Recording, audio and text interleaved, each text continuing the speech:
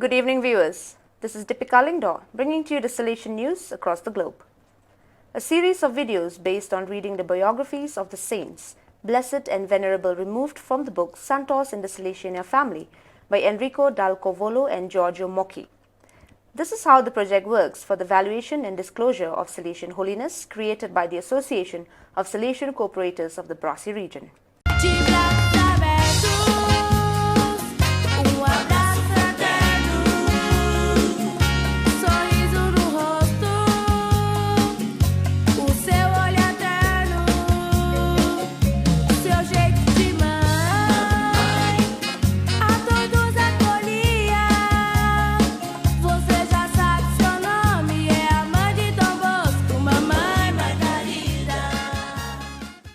Em 1º de setembro de 1939, Hitler invadiu a Polônia, dando início à Segunda Guerra Mundial. A Casa Salesiana de Poznan, na Rua Wronieska, foi ocupada pelos soldados alemães e transformada em depósito. Os jovens continuavam a reunir-se nos jardins fora da cidade e nos bosques vizinhos. Surgiram numerosas associações secretas. Em setembro de 1940, Francisco Kese e 4 colegas oratorianos foram presos sob a acusação de pertencerem a uma organização ilegal. Levados para a temível Fortaleza 7, na própria cidade de Poznan, sofreram torturas e passaram por interrogatórios. Transferidos para diversas outras prisões, nem sempre tiveram a sorte de ficar juntos. Reconduzidos a Poznan, enfrentaram um processo e receberam a sentença de condenação à morte. Morreram guilhotinados em Dresden, no dia 24 de agosto de 1942. Viveram o longo período de prisão em espírito de fé e espiritualidade salesiana. Rezavam continuamente orações da manhã e da noite, terço, novenas a Dom Bosco e a Maria Auxiliadora. Procuravam manter-se em contato com as próprias famílias por meio de mensagens que às vezes conseguiam enviar em segredo. Davam ânimos a seus parentes, pediam e prometiam orações. Quando podiam, animavam com alegria as festas litúrgicas passadas na cela.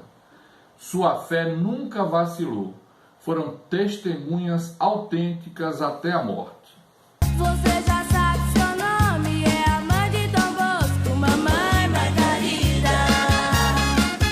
Mamãe Margarida, por nós amada, querida. Mamãe Margarida, por nós amada, querida. Nearly 30 students and advisors from Salesian schools participated in the online Pastoral Education Day of the Student Center in Santiago on Friday, October 23rd. The aim of the instance was to provide support tools for students in the digital world.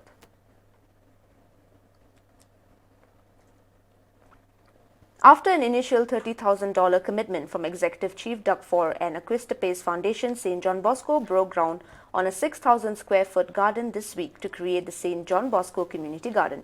Located behind the left field fence of the Bosco Baseball Stadium, the garden will be planted, maintained and sustained by the individuals within the St. John Bosco community, providing a positive neighborhood environment that enhances students' life outside the classroom. St. John Bosco's community garden will enrich academic learning for the students of St. John Bosco and St. Dominic Savio.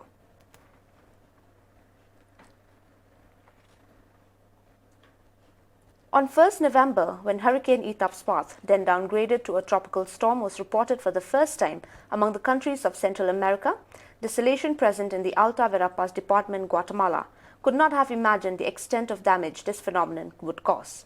Even now, we have no idea of the exact number of communities affected, says Father Vittorio Castanga, a Salesian missionary stationed in San Pedro Carcha, Alta Verapaz.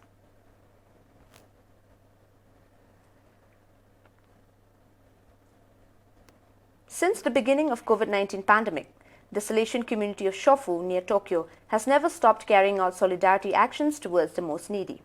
With small steps and with proverbial Japanese resilience, the Salesian community helps the unemployed, the homeless migrant families.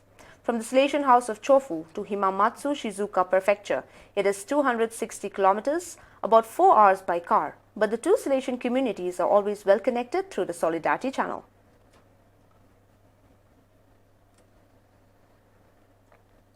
On 11th November 1520, 500 years ago, Father Pedro de Valderrama, chaplain of the expedition led by the explorer Ferdinand Magellan, celebrated the first Mass in a territory that is Chile on the hill of Monte Cruz on the strait that will take its name from the navigator. Pope Francis recalls this in his message for the occasion, citing the motto of the Diocese of Punta Arenas, God entered from the south. The recipient of the message was the local Bishop Monsignor Bernardo Bastres Florence, a Salesian to whom the Pope expresses his sorrow for the impossibility due to the pandemic to celebrate the happy anniversary with Mass liturgical acts as planned. He reaffirms his closeness to the Chilean Church in a particularly difficult time for the country and for the Christian community itself.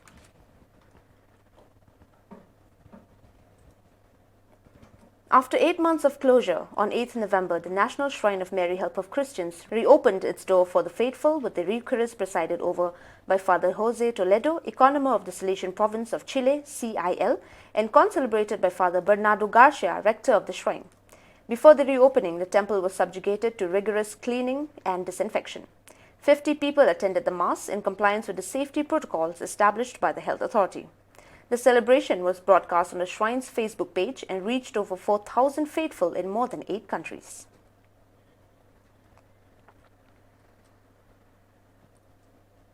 The Disciples Secular Institute of Diocesan Law, or Don Bosco Secular Institute, founded in 1973 by Salesian Father Joseph de Souza, which joined the Salesian family on 22 January 2009 as the 24th group, draws inspiration for the gospel passage of the mission that Jesus entrusts to the 72 disciples. Its members are dedicated to proclaiming the gospel, teaching catechism, caring for the sick, and serving the poor. Since February 20, as pandemic continues in 3 centers in India, the Disciple Sisters have been assisting 20 orphans, 12 people with mental health problems, and 8 employees, giving them room and board, medical assistance, and basic necessities.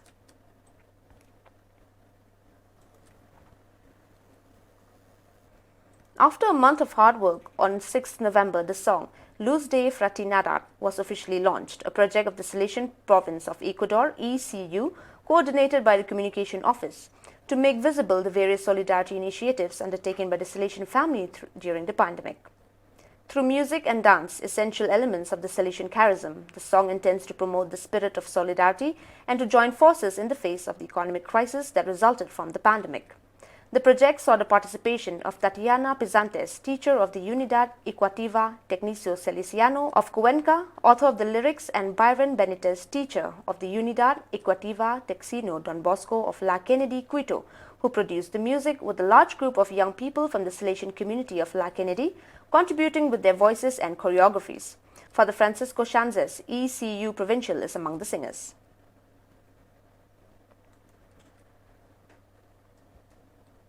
The first meeting of the Missions Department with the provincial delegates for mission animation of the Africa and Madagascar region took place on 5th and 6th November on the Zoom platform.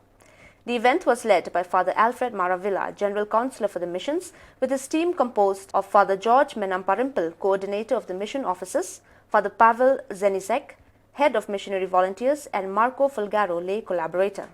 The delegates shared their experiences of mission animation and their expectation from the department.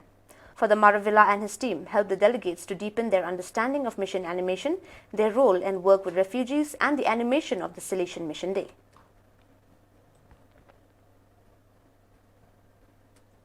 Well, dear viewers, that is all we have for you today. See you tomorrow at the same time and in the same channel. Thank you for watching.